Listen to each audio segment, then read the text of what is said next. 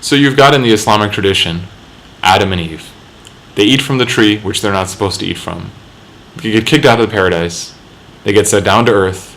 They ask forgiveness, and they are forgiven.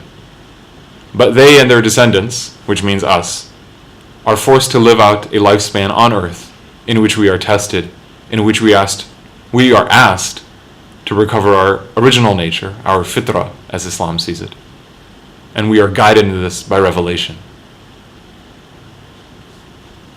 Now, what's fascinating about Oblivion is that at some level, the three primary characters are all about this idea of fitrah, original human nature, versus kufr, or denial, from which we get the word kafir, which does not mean infidel.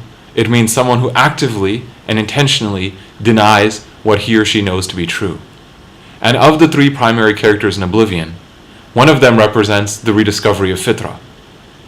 He or she has memories that he or she cannot deny and refuses to deny, and seeks through them the meaning of his own existence or her own existence. I don't want to get into gender because I don't want to spoil the movie. But this is a person who is, in a sense, a hanif, as we say in the Islamic tradition, someone who is searching for God and original nature. The second of the three characters knows at some level that there's something off.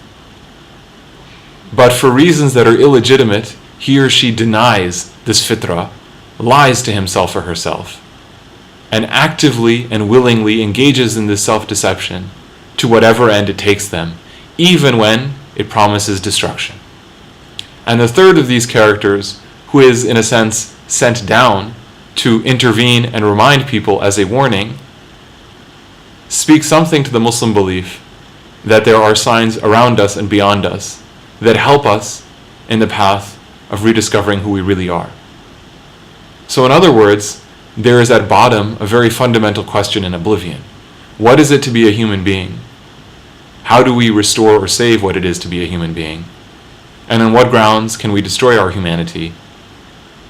Because those grounds speak to what preserves, continues, salvages, saves, and advances our humanity.